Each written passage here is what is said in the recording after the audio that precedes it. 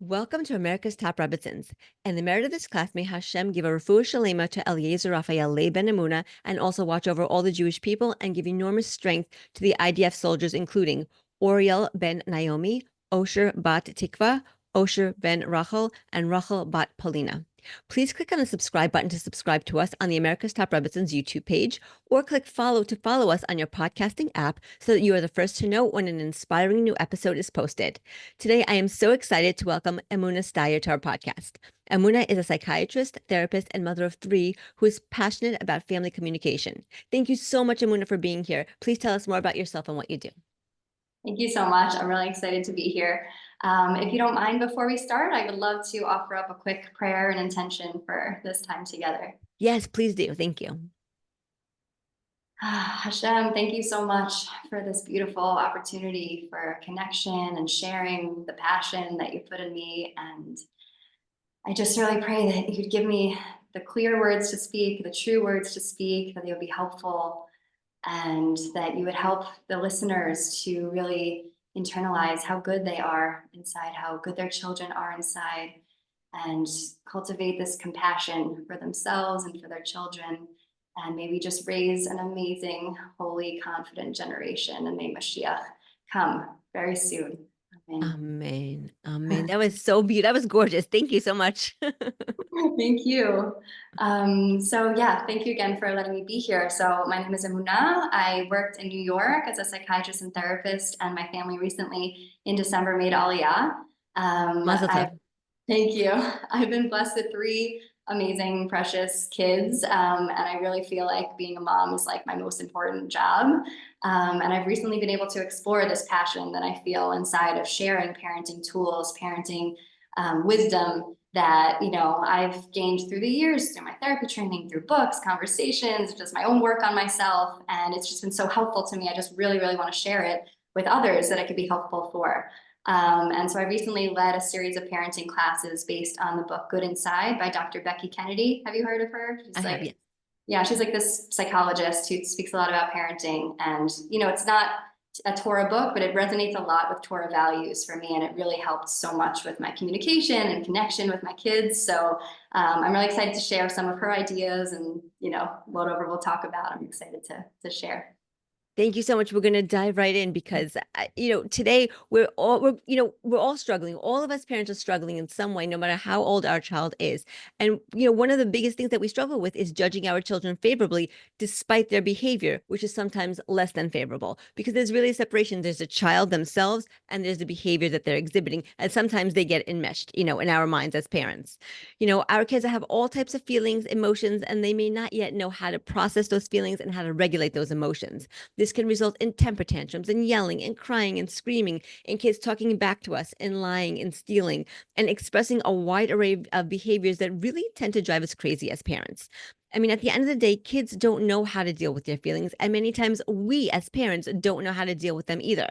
So we want to help our child, of course. We want to help them calm down. We want to help them talk and connect to us. But for various reasons, we don't know how to do that, or we try to do that and we're not successful in doing it. So I'm really, really happy to be speaking with you today, Emunah, because I know that you are going to guide us and help us to deeply connect with our children and judge them favorably despite their actions. So let's start at the beginning. When our kids are acting out and crying and screaming, being deceitful and telling their parents that they hate them, what is actually going on internally for that child? What is happening in their inner world? Yeah, thank you. I think it's so important that you're raising this point, because looking at the behavior, it's sometimes like easy to make behavior the end goal, right? Like we want to shape their behavior. We want it to be acceptable. We want it to be, respectful and everything. And so there's so many parenting interventions about behavior. And disclaimer, I'm not saying ignore the behavior. The behavior needs to be addressed, right? It's very important. Yeah. But first things first, behavior is a window into our kids' inner world.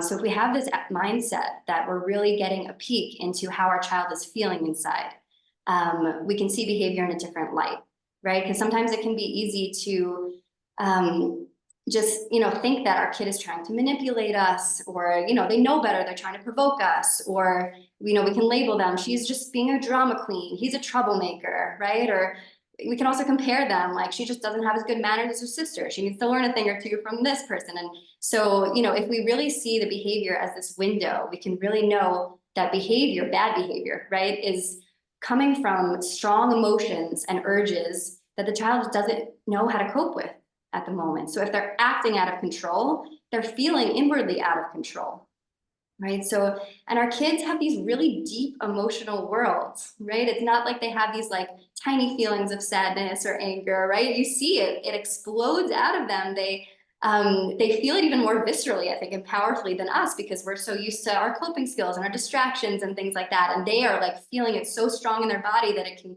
explode into hurtful words, hitting, screaming, whatever, you said that comes out. So, seeing it as this is just kind of the tip of the iceberg can be helpful. I have like a quick example that I find resonates with moms sometimes, if you don't mind me sharing. Yes.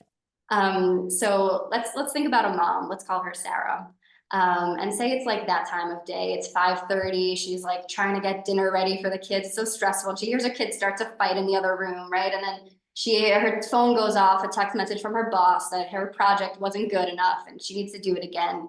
And then she's looking in the fridge and the chicken's gone. She thought they were gonna have the chicken, but it's all gone. And like, it's just like one of those, days. And then her husband Totally. walks in and says, honey, we're out of toilet paper. Why didn't you get some from the store? Oh yeah. Right. And so she had taken a cereal box off the shelf for dinner and she throws the cereal box and she's like, I can't take it anymore. Can you do one thing for this family? Right. And storms out. So on the surface, of course, we're seeing unacceptable, dysregulated behavior. And underneath, we know she's in emotional pain. She's feeling not seen. She's feeling not good enough. She's struggling, right? And so if we think about how her husband might take things and might react, one possible reaction could be him saying, like to himself, like, wow, that is not okay. Sarah has such intense and dramatic reactions. Does she not respect me? Like, I'm going to go up to her and tell her, Sarah, it is not okay to throw cereal boxes. Go to your room, no iPad for 2 nights, um, and if you were seeing her behavior as a window, he Right. might say something to himself like, wow, I didn't like that. That's not okay. And I know Sarah's a good person, and I know she really doesn't like acting like that. So there must be something big going on for her. So I'm going to say something to her like, Sarah, I see something must be up for you. I really care about that. I really see that you don't like acting this way. Like, let's talk about it. I'm here for you. And I'm not saying the behavior doesn't need to be addressed, but I'm saying like he's really coming from a place of this is not personal. This is not to disrespect me. This person's just at their limit, right? And so that's kind of how I see when kids are dysregulated and acting out, like they're really at their limit for some reason. It's so interesting that you say that because I feel like we could all be at our limits, adults and kids alike. I guess, adults don't always get called out on it as much as kids do, but you're right. I really like the example that you gave because I think this is something that all moms can relate to. However it plays out in each woman's life, we've all had those days where it's just like nothing goes right, like nothing from the morning when you wake up, from the moment you wake up until the evening when you go to sleep, like just everything goes wrong. We've all had those days. And it's hard. It's hard. And kids have those days too. Maybe they even have them more frequently because they don't know what to do. They, as you mentioned, they don't have the coping skills, they don't have the problem solving skills, and they explode. And then we see that from the outside, from outside of them as being bad behavior. And then that's we struggle so much in helping our child fix the behavior, like you said. But I think there's something more than that. I think there's something beneath the surface, like beneath the behavior. It's what the kid is feeling inside, the emotions. That's what you're trying to say, right? Yeah, like it's not always about like, oh, you didn't get them the right spoon or Right. something, and like I find it helpful for myself, like when my young daughter is having a tantrum and I have no idea exactly why, it seems like I can't, nothing on the surface, right? Like a few hours later, when she's in a good mood, when things are calmer, I often come to her and say, hey, remember when you were crying and crying and crying? Like, what was going on? What were you feeling? And sometimes she'll say something really deep. She's been like, yeah, when you were taking care of my sister and like I felt like nobody cared about me and I was just alone. And Wow. like, like something like really like their emotions are so real and so deep. And they're not able to articulate it when they're so in the middle of it. Right. No, it's so true. And it's so interesting. I want to ask this, but I don't know if you're gonna know the answer, and if you don't, it's okay. But like I'm thinking even for older kids, because definitely like little kids have temper tantrums. teenagers also have temper tantrums in a different way. I'm not saying they have a temper tantrum in the same way that a toddler does, but teenagers also act out in a certain way. And they also have such deep feelings and transitioning from being a little kid to being a teen to almost, to being a young adult very, very soon. They have just such a deep inner world that's filled with turmoil. How do Mhm. we how do we approach it? How do we help our kids deal with it? Not just with the behavior, not just corrective behavior, but like on a deeper surface level. Like they could be, even a teenager could be feeling alone, could be feeling lonely. There could be something else going on inside. They have such complex emotions. What could we do for them? Yeah, it's a great question. Listen, disclaimer that I don't have teenagers. So I'll just say what comes to mind, and I don't have the full answer. Mhm. Um, I think the more we are coming to them with this attitude of knowing, like we're going to talk about how good inside they are, despite how they talk, despite how they're acting, just this place of unconditional love and compassion. And they may not always be in the mood to talk to us, right? But as long as we are coming with that energy, they will be so much more likely to open up when the time is right, when they're ready.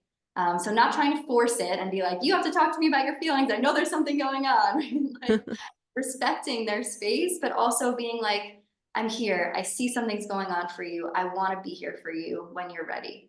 And also sometimes going around it kind of instead of directly talking about something, but when something Yes. happens, bringing up like, did I ever tell you about the time that, this story in my past that's somewhat related, but you don't have to make the direct connection, right? Did I ever tell you about the time that I missed the last goal in the soccer game or whatever it was, and like how you dealt with it and how difficult it was and you struggled and you got through it and whatever it is, sometimes that can be helpful to not like hit it head on. That makes sense because you're relating to them, but you're not talking about them personally. So it kind of takes the pressure off them Mhm. and it kind of distracts them a little bit, to listening to your story. I really, really like that because stories are very, very powerful, especially for kids. I see it when I talk to my kids. I have kids of different ages, but I see it when I talk to them that they can really see, wow, you're a human being too. You're not just a mom. You went through things. You were younger at one time too. You went through this kind of scenario, this kind of emotion, this type of problem, and this is how you dealt with it. It's very, very interesting for them to hear, and I see how that could be a really powerful tool in relating to teenagers. Mhm. Um, and so let's go back to the younger kids, 'cause I know that you have younger kids. What about for them when they're like really, I remember when my kids were younger and just the temper tantrums, I can't even tell you, they were never ending. It was hours and hours, legitimately. It was Mhm. really, really hard. And I imagine some people are going through that also. Like, what do you do when your kid is just inconsolable? There's no other word, just inconsolable. Right, right. And trust me, it happens to me a lot too. Um, so remembering that they're feeling out of control on the inside, they're in pain, they're hurting, right? And we can't make the tantrum go away. The more we try to make it go away, it's not actually gonna gonna Right. stop, right? So telling them to go to their room or telling them to, giving them a reward, it doesn't always help.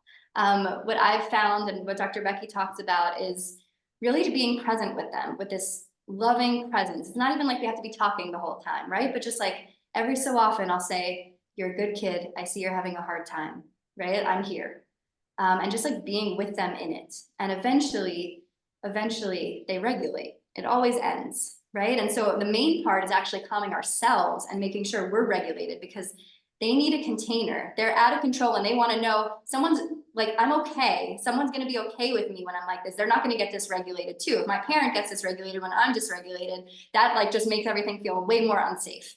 So, if we can regulate ourselves, and sometimes that means taking a breath, going out, saying, I'm going to step out for a minute. It's not a punishment. I'm right out here. I'm just going to take a few breaths to calm my body. And, take your time, or I'm just going to take a minute to check on your sister and then I'm going to come back. Right. And just letting them know they're not alone. You're not abandoning them. You're okay with their feelings, whatever they are. And eventually they calm down and they, we hug and we, they're okay. And so we're connected at the end of it. Like they feel like I was there for them. Um, how does that land for you? I really like that. And I really, especially the point of connection, but also when you were talking, it triggered something in me, of course. I mean, what you say is making so much sense that we have to be regulated as parents to be there for our kids when they're completely out of control. Like we're their safety. Us being regulated makes them feel safe. But I know for us, I mean, I don't know for you personally, but I know for a lot of people, in my generation, that our parents weren't like that. All this new talk, about regulation and about listening and about being connected, that wasn't around when I was a kid. I can speak for myself and for my friends. Like our parents were completely out of control. So for people who grew up with parents who are out of control, it's a new thing to learn to regulate themselves for their kids. You know, Right. and I know that you mentioned a few things, about taking deep breath and just leaving the situation, which I think is amazing because I think that's really essential. It's hard to regulate yourself when you're in the midst of a tornado. You have to Mhm. remove yourself from the tornado, from the chaos, take a deep breath, take some time for yourself, take a drink, take a shower, and then come back and, just for the presence of mind, because if you get out of control, it just makes a bad situation 10 times worse. I was just wondering if you maybe have any other techniques even to help parents regulate themselves, because I feel like that's a key here. Mhm. I mean, mantras can sometimes be helpful, like repeating to yourself, my kid is good. What I repeat to myself, actually, when I'm in the midst of chaos, I have three little ones. They're all like screaming at the same time. Yeah. My mantra is, there will be calm after the chaos. After the chaos, there's always calm. I like literally repeat this to myself because I know in 15 minutes, half an hour, it's all going to be good. They're all going to be eating or whatever it is. And like, it's going to pass. So like in the middle of it, it just feels so difficult, but really repeating to ourselves, whether it's I'm a good parent, or they're a good kid, we're going to get through this, whatever is helpful for each person. I think that might be helpful as well. I think that's great because you're actually reassuring yourself. Like you're being the parent to yourself, Yeah, that's right. right? As if there was a parent for you, as if there's somebody in the room for you, like reassuring you everything is going to be fine. You'll just get through this. Everything is going to be okay. You're right. It eventually does end. It doesn't go on forever. Sometimes it could take longer, but it does end. So, yes. Yeah. Um, so when our kids are misbehaving, and it's really, really frustrating and so hard for us as parents not to get upset at our child who is being bad. Intellectually, we know that our child is not a bad person. Like as we were saying, the child is a good person, but we often have trouble separating the child from their actions that we perceive as bad. If a child is hitting, if a child, I don't know, is stealing, if a child is talking back, whatever their bad behavior is, we sometimes mesh the child with their behavior when they're really two separate things, as we were saying before. So, how can we as parents judge our child favorably by separating their feelings from their behavior? And how can we deal with that bad behavior and connect with our child by setting firm boundaries? Because I feel like that's really key, also. Yeah, thank you. Okay, so I'm gonna take, the first part first. Like, how do we separate the feelings from the behavior and the Yeah. kid from what they're doing, the bad thing they're doing? Yes. And so I'll offer a couple ideas, maybe like three ideas. The first is cultivating this consciousness of who our kids really are inside.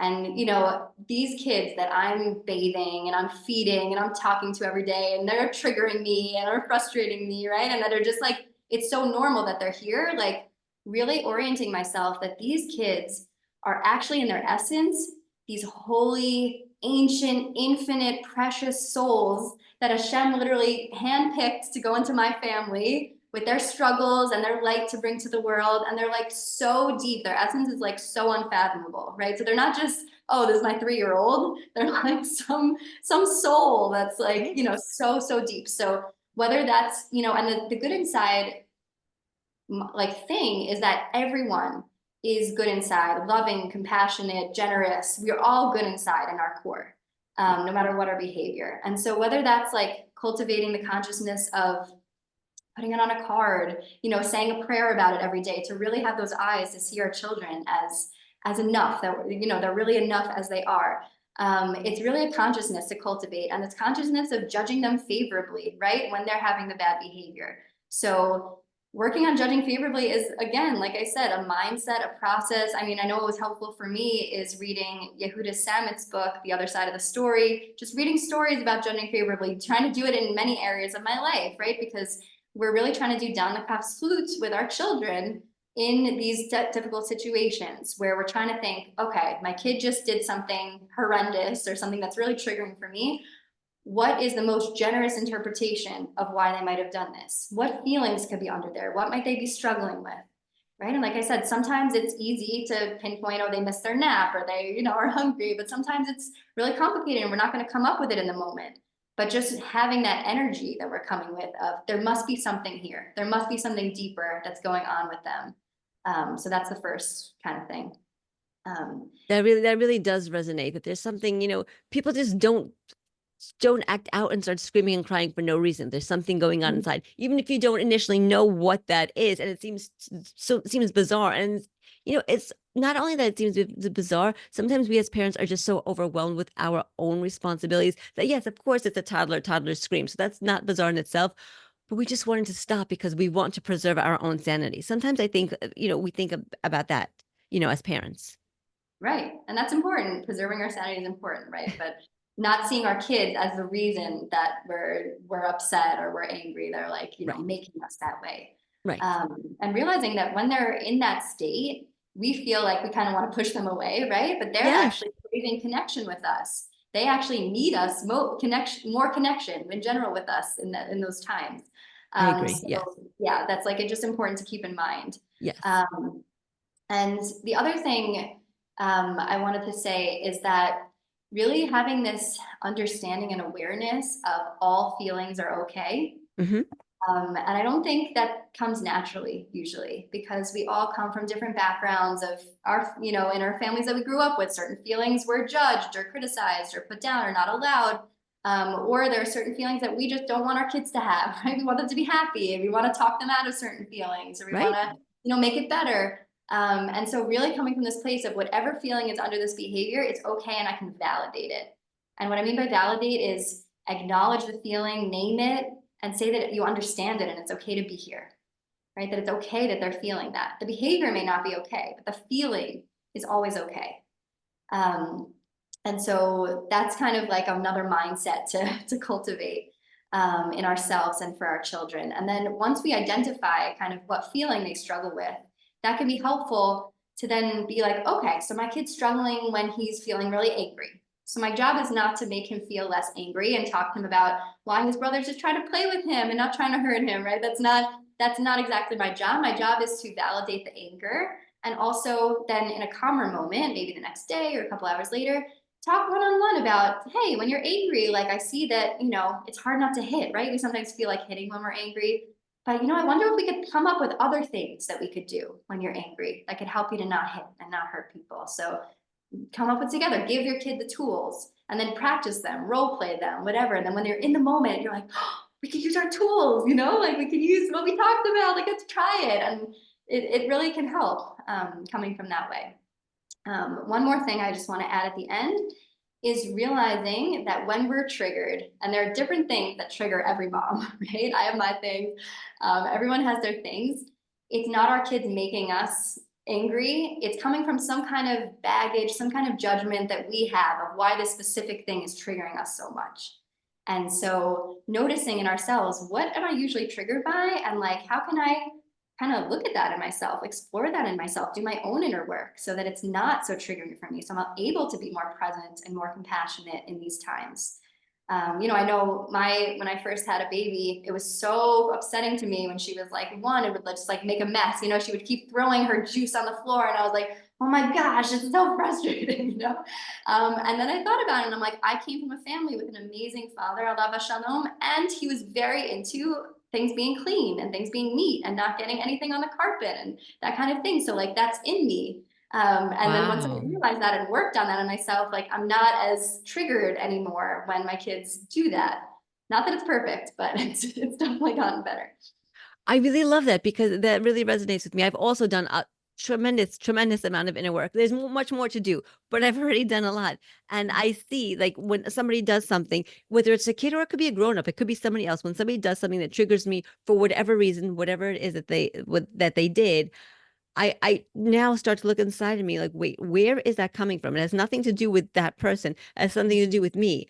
Sometimes it comes to me right away. Oh yeah, that's because of this and that, what happened, in the past. Sometimes I really, really have to think about it because it could really look like you're in the right on the surface, on the beginning.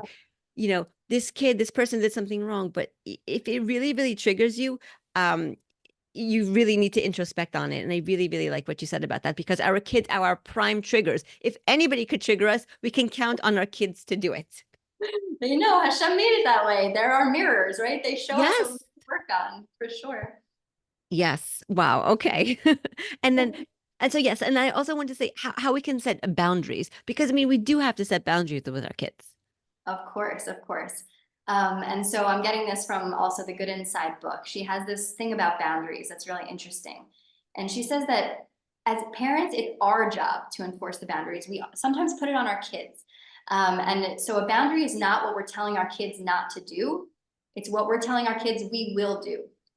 So if I'm setting a boundary, I'm setting intentional boundaries, right? That are good for my kids because it's good for them, not just, a bunch of rules in the house. But this boundary, you don't want to hurt people, you don't want to be disrespectful, right? I've set a boundary.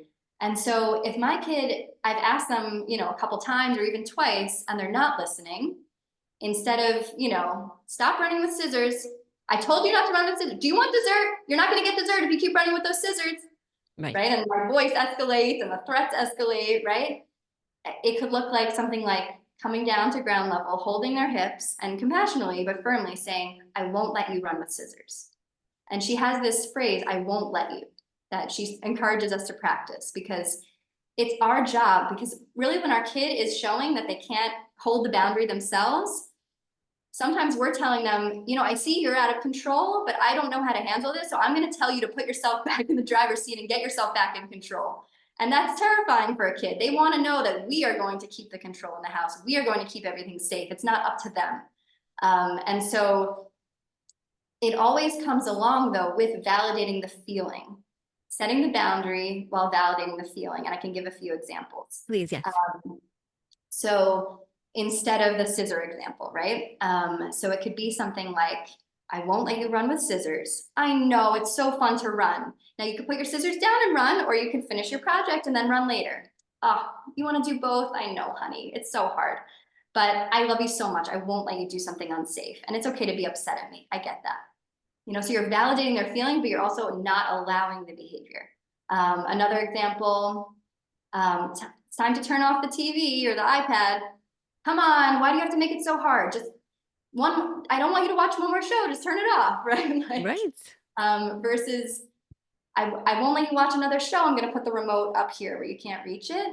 I know, it's so hard to turn it off. It's really fun to watch shows. Maybe we can make a list of shows you wanna watch tomorrow, or, whatever it is.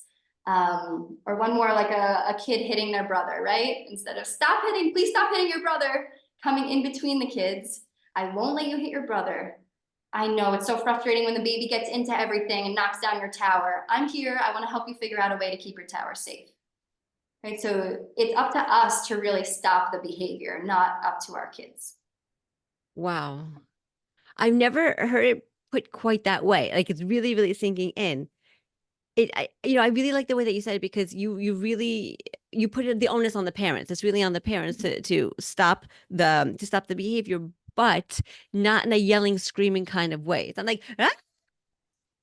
Not in that, like, that crazy way that sometimes Right. we tend to do.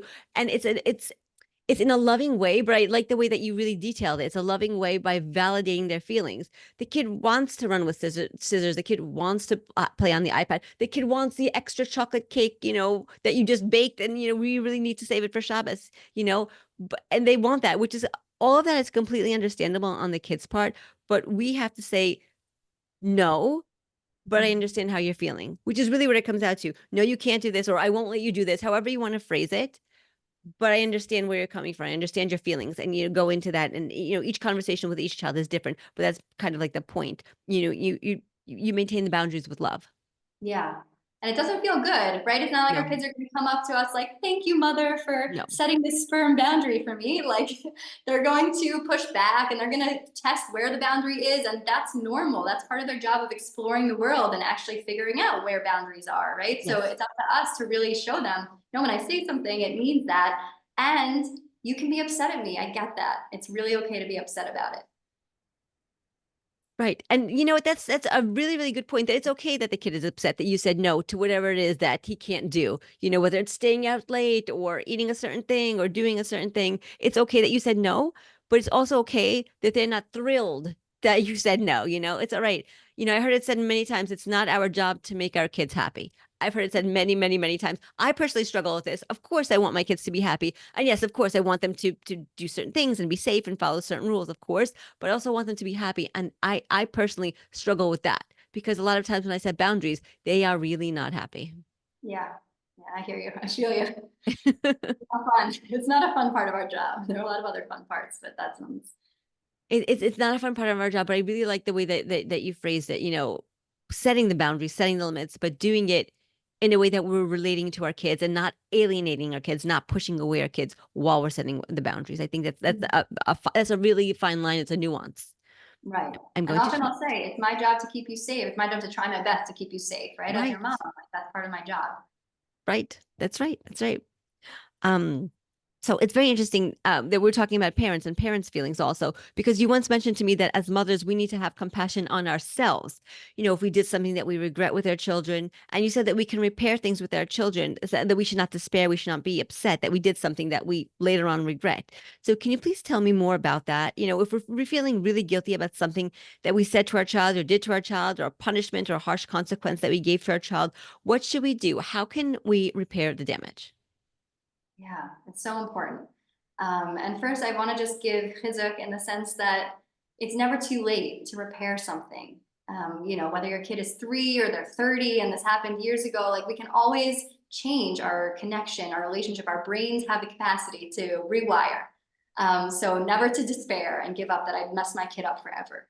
And if you don't mind, first, I'd like to just talk a little bit about why repair is so important, Yes, please. and then talk about how it can be done.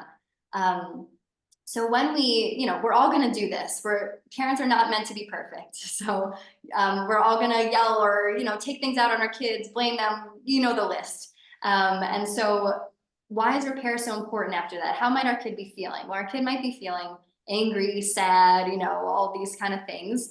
And if they're left alone with these feelings, if we don't address it, if we don't repair, what do kids often do to cope with these really strong feelings? They can turn to self-doubt, questioning themselves. Maybe I overreacted. Maybe she wasn't really yelling so loud at me. Or maybe I should just expect people to treat me this way. Like maybe this is normal. Or they also turn to self-blame. Like, I must be a bad kid. I deserved this. That's how the world makes sense because bad kids should get yelled at. And like, that's how I'll have control over the situation. Right. So those kind of things can lead to a lot of problems later on, right? And so the great thing about repair is that that memory that's encoded in their body of feeling sad and angry and alone, we can really change how that memory is encoded. We can have them now remember a parent coming back and helping them feel safe again and processing the Wow. feelings with them. And that's just really powerful, right? To me, Yeah. like that it's not about not doing these things. It's actually about how we deal with them afterward. So what might it look like? And it doesn't have to look this same script every time. But the basic components, and then I'll give an example, could be first saying that you've been reflecting on what happened and saying in your own words what you remember happening so that they're validated in their memory of it. They're not questioning themselves, right? So it could be something like, I know I just really spoke to you in a really loud voice, or I know I acted in a really angry way or said some things that were really mean or whatever it was. Um, and then the second thing is acknowledging their feelings. How might that have felt for them? Or also acknowledging the feelings of something must have been going on for you before you hit your sister or, whatever triggered us.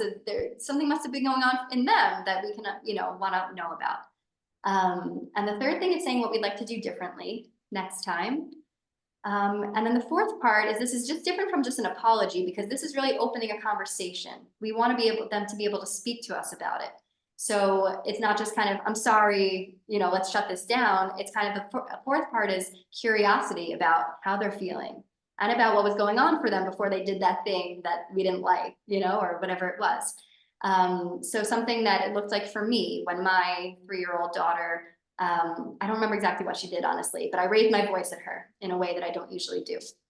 And I caught myself. And afterward, I said something like, I see that I just spoke to you in a really loud voice, and that might have been really scary for you. And it's really important to me to speak to you in a gentle way. And I always want to do that. And I never want to speak to you in that voice again. And, can you tell me like how you're feeling or, what was that like for you? And at that point, she started crying, and said like, that was really scary, something like Right. that. Right. Just like the importance of realizing she wasn't crying before when I did it. She started crying when it was safe enough for her to express the emotions that she was having inside, right? She was having those scared emotions, but she wasn't expressing them. And then I was able to validate and hug her and say, I know that was really scary. You really didn't like that, you know, and we were able to get through it together. Um, so yeah, I hope that's helpful to people of what it might look like. That's actually really beautiful because you were like, in the end, you were able to help her process what she was feeling. Right. I'm feeling like this is almost like a thread, like a common thread, a very important common thread that we've been talking about. Kids are going through so much. Kids of all ages are going through so much internally in their internal world, and they don't always know how to um act it out, how to behave properly in the world, how to process their feelings, how to be in control. And they need help they need help validating their feelings, to making sure that their feelings are normal, so that they're not feeling weird about it. And they need somebody to listen to them, they need somebody to validate them, they need somebody to love them, and they need somebody to make them feel safe. And I feel like this is a common theme, like this is the crux of what we're talking about. Yeah. Yeah. Because really they're looking to us for when they're in these dysregulated moments or they're having these strong feelings. They're looking to us of like, who am I right now? Am Right. I a bad kid who's doing bad stuff and having bad feelings? Or am I a good kid having a hard time? And literally saying to your kids, you're a good kid having a hard time. Like that's okay. And you know, reflecting back to them who they really are, because that becomes likely their voice that they speak to themselves with when they're an adult and they're struggling or they're making mistakes. Are they going to Right. be critical about themselves? Are they going to be understanding and compassionate? Right.